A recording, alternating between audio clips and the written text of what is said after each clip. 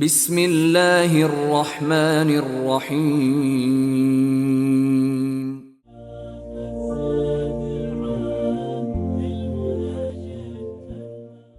حضرت انس رضی اللہ تعالیٰ عنہ سے روایت ہے، حضرت سلمان فارسی رضی اللہ تعالیٰ عنہ بیمار ہو گئے۔ حضرت سعد رضی اللہ تعالیٰ عنہ ان کی عیادت کے لیے گئے تو دیکھا کہ وہ رو رہے ہیں۔ حضرت سعد رضی اللہ تعالیٰ عنہ نے کہا، بھائی جان آپ کیوں رو رہے ہیں؟ کیا آپ رسول اللہ صلی اللہ علیہ وآلہ وسلم کے ساتھ نہیں رہے؟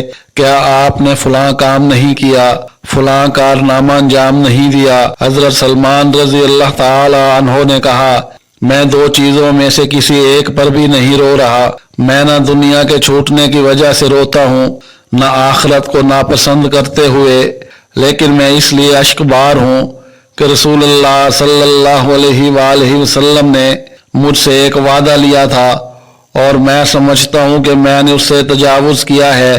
انہوں نے کہا، نبی صلی اللہ علیہ وآلہ وسلم نے آپ سے کیا وعدہ لیا تھا؟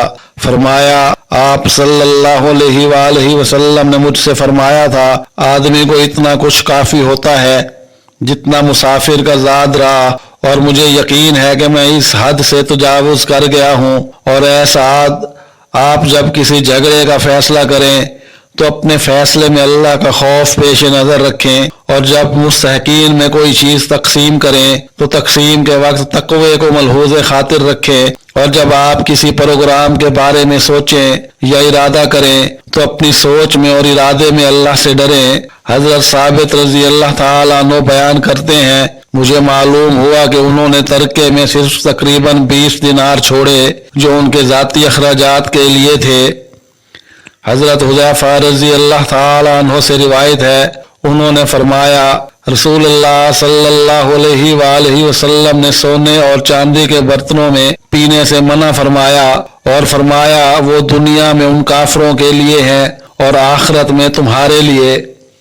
حضرت ابو ہریرہ رضی اللہ تعالیٰ عنہ سے روایت ہے کہ نبی صلی اللہ علیہ وآلہ وسلم ایک بیمار کی عیادت کے لیے تشریف لے گئے جسے بخار تھا۔ حضرت ابو ہریرہ رضی اللہ تعالی عنہ بھی ساتھ تھے۔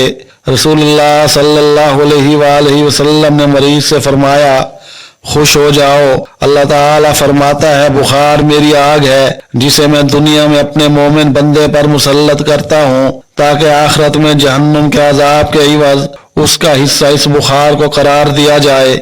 حضرت ابو ہریرہ رضی اللہ تعالی عنہ سے روایت ہے، رسول اللہ صلی اللہ علیہ وآلہ وسلم نے فرمایا، جو شخص کسی مسلمان کی پردہ پوشی کرے گا تو اللہ تعالی دنیا اور آخرت میں اس کا پردہ رکھے گا۔